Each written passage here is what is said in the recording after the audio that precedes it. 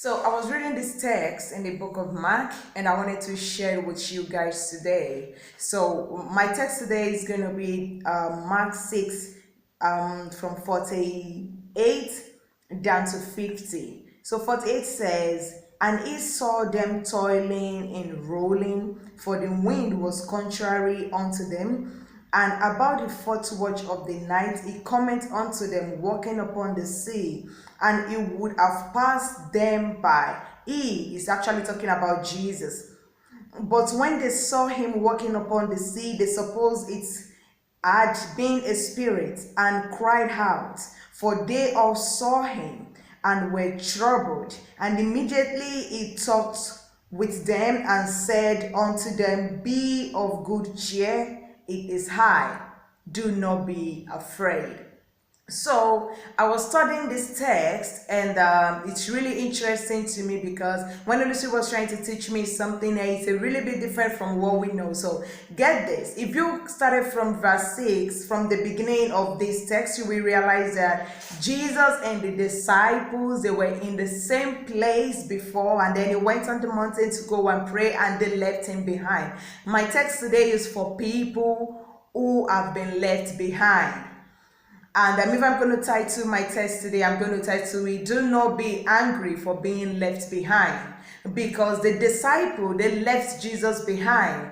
And I don't know who you are, but you have been in a place, Holy Spirit, help me break this down today. You have been in a place with some people, and then these people happen to have tools. They have the education, they have the background, they have the connection, or probably they have some rich parent, or they have whatsoever it is that it enables them to move forward in life, and then you are just in one position. It's almost like you are not moving at all, and you are just there praying to Jesus, wishing, hoping, fasting, doing all manner of things just for Jesus to come from me for your rescue. I have a good news for you today, because my text here says Jesus saw them from far off, and then I'm going to need to break this down one by one so we can get the juicy stuff out of it. I pray Jesus help me to make this all right so it can make sense. So the disciples and Jesus, they were in a place together, and suddenly they get on the ship, and they were going. They have the tools, they have the resources to move on to the other side, and they left Jesus behind.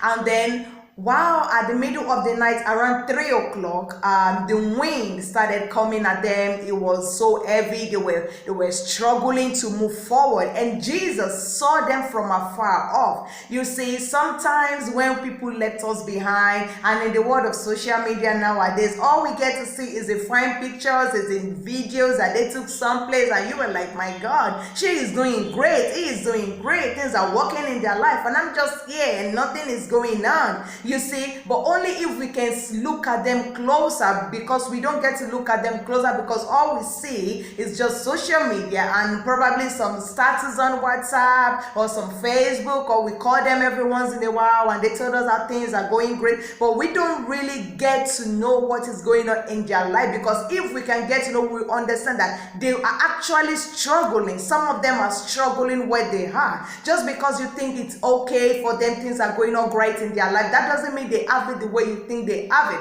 You see, Jesus saw the disciples from afar, and he saw that they are struggling. They were struggling because the wind was contrary against them. That means the wind was blowing, that is not allowing them to move forward. You see, I don't know who you are, but your friends have left you behind. But you just don't understand that if we are in their shoe, you will have seen that they were actually gone, but they are not actually far gone as you thought that they are far gone. You see, God is saying to somebody, I don't know who you are, but God is saying to you there is a reason why he allowed those people to left you behind. Because if you have to go with them, that means you will have to face with the struggle that they are facing right now. You don't know the struggle that some of your friends, some of your colleagues, some of your schoolmates, they're actually facing in where they are right now. Jesus saw that they are struggling. You see, some of them are actually struggling to move forward. They're actually struggling to make a living. They're actually struggling to put their feet on the ground. Just because you see their posts on Instagram, you see their posts on Facebook, or you see them on WhatsApp status, don't think they have it all together. They are also struggling. struggling to move forward. And I love this text because when Jesus saw them from afar off and Jesus was just coming by himself, God is saying, I'm going to push you by yourself. You don't need no degree. You don't need no hookup. You don't need the tools. See, the disciple has the tools. They have the sheep. They have what it takes to actually get to the other side faster. But get this, God is saying you don't have to get there when the way they get there or when they get there, because I am going to be the one to take you. They say God is saying I'm shifting somebody from back to front. You see, Jesus was walking on the water. What they do, you see, before they get there, right, they have to have the tools. I don't know who you are, but some of your friends have the tools, they have the degree in order for them to get it. Some of your friends even travel out of the country and they have to sell everything they have. They have to, almost their parents have to go bankrupt to send them outside the country, only for them to get there, and they are still struggling on the road in order to move forward. And they have taken like 3, 4, 5 jobs together only just to be there to make a living. But Jesus is saying to you, you don't have to do any of that, because what was impossible for them to do is going to make it happen in your life. Jesus was walking on the water when they need tools in order to move forward. And it was so funny because my scripture said, and it will have passed them by. You see, that was so amazing because they have already went ahead of Jesus, right? And then suddenly Jesus that was walking with legs will have passed them by. You see, I don't know who you are, but God is saying you are going to meet them on the spot and you are going to pass them on the grandstand. You see, you think they have already gone ahead of you. You see, Paul doesn't need to move with Jesus. Paul doesn't need to eat with Jesus. Paul doesn't need to do some miracles with Jesus. Doesn't need to talk to Jesus one-on-one the way Peter and other disciples does. But Paul happens to be the greatest because my Bible said the last shall be the greatest. You don't have to go with them when they go. Just wait till when God said, okay, now it is time for you to go. And then you will started moving. You see, for Jesus to wanted to pass them, so that means each step of Jesus, it is also that Jesus saw them from afar. That means they have gone like way far ahead of Jesus. And for Jesus to walk with legs, and he met them and he would have passed them by. So in other words, one step that you think is going to take your whole life, you think it's going to take 10 years, God is saying it's just going to take one step. You're just going to step into it. You see, that thing that God is bringing to you is just going to take one step. What it takes other people 10 years, it's just going to take you one step. You see, one step of Jesus is almost like 3 or 5 minutes of them, because for Jesus to meet them and pass them by, and he wasn't going with sheep, he was going with legs. Man, so God is saying, you don't have to have what they have. All you have to have is me. If you have Jesus, you have everything. You see, when they were going and when they saw Jesus, and it is written, they said they all saw him. I don't know who you are, but God is saying, everyone that have left you behind, they will all see the goodness of God in your life. They will all see the glory of God in your life. They won't just hear about it, but they are going to see. You see, testimonies are different. There are some testimony that you hear that you don't see. You see, the testimony that you see is the kind of a testimony that somebody else is share your testimony, because now I don't longer hear it from somebody. I actually saw it. I was there when it happened. I know this girl, she has no degree. I know this guy, he has no backing. I know this person, he doesn't have what it takes. How the hell does he meet me where I am and is actually passing me by? And some of your friends are going to be like Peter, because if you, I'm reading this one from Mark, but if you actually go to Matthew or Luke, it is recorded that Peter said to Jesus, Master, if that is you, beg me to come. You see, when they started singing the good things, when they started seeing the faithfulness of God, when they started seeing the magnificence, the power of Almighty in your life, they're going to be the one to call you that girl. Look, it's not really working where I am.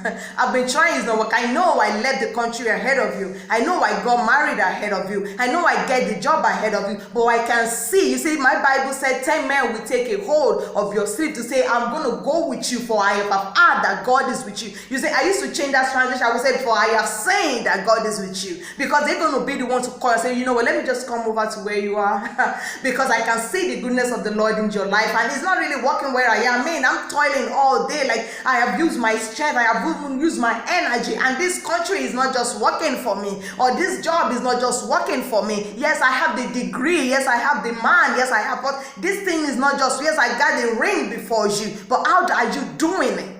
You see, God is saying there is a reason why I don't want you to go before them. I mean, go with them rather. Because if you have to go when they were going, you are also going to face the tribulations. You are going to face the trauma. You are going to face the problems that they are facing right now. But if you have to go with me, Jesus says, stand still and watch the salvation of the Lord. It is so funny that when they saw him, they are so afraid. They said, it is the Spirit. You see, in the Acts of Apostles, when that king Herod and they actually imprisoned Peter, and they are all praying for Peter in the house. That is a text for another day, but let me just digress a little bit. And they are all praying for Peter in the house, and then Peter came, and the angel of the Lord went and set Peter free, and then he brought Peter out of the impossible. And then when Peter came, he knocks on the door, and then the girl named Rhoda, he went, and when he heard the voice of Peter, he went back inside and told the people that, hey, Peter is here. Do you know what he said? They said, you are mad. And when the guy said, no, I'm sure this is Peter, they said, maybe it's the Spirit.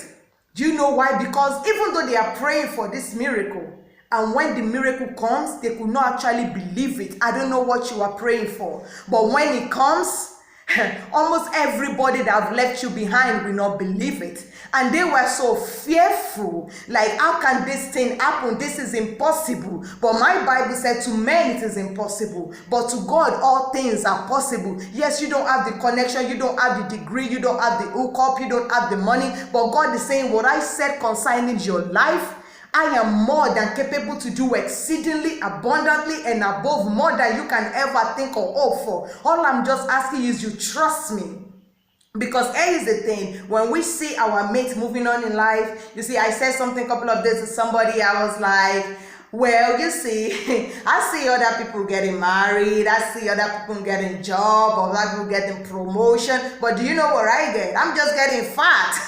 And I was just kidding around, but the truth is, after I finished saying that, and it really comes to my mind, like, the truth is, you might be thinking you're seeing other people get married, you're seeing other people get the ring, you see other people get the job, you see other people travel out of the country, and the only thing you are getting is you're getting fat. God is saying, no, you are not getting fat. I'm allowing them to go ahead of you, the way the disciple went ahead of Jesus, and I'm allowing you to come behind, because the thing that actually the thing that brought Peter out of that prison, it wasn't because Peter was great. It wasn't because it's like Samson, the mighty man that can pull down any stronghold. No, it is because the angel of the Lord went ahead of him, and he made the crooked path straight. And there was written that the last gate to the city gate, that means the last gate to the freedom, he opened on its own accord. Jesus is saying, you are going to, I'm taking you there by me. I'm taking you there with me. You don't have the degree, you don't have the connection, you don't have the backup, you don't even have the language. But God is saying, you don't need any of that. All you have to do is you need to have me, because if you have me, you have everything.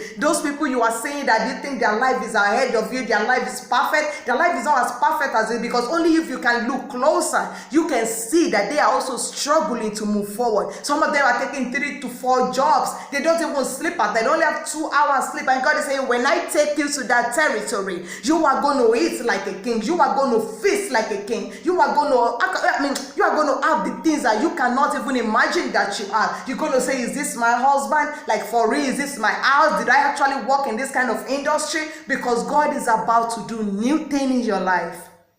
And God is saying, do not look at who has gone ahead of you, because I am taking you, and then you are going to meet them the way Jesus met the disciples, and you are going to pass them by. And just the way Peter cried out and said, Master, if that is you, beg me to come. They're going to call you on the phone. They're going to text you. They're going to send somebody that knows you to you to say, child, you have to help me. I know I've gone ahead of you, but you have to help me, because now this thing is not just working, because they're going to see the goodness of the Lord in your life. So I'm going to say to you the way Jesus said to this disciple, I don't know what you're going through. I don't know the stress, the anxiety, seeing other people moving forward where you are stuck. Jesus said to them, do not be afraid, for it is I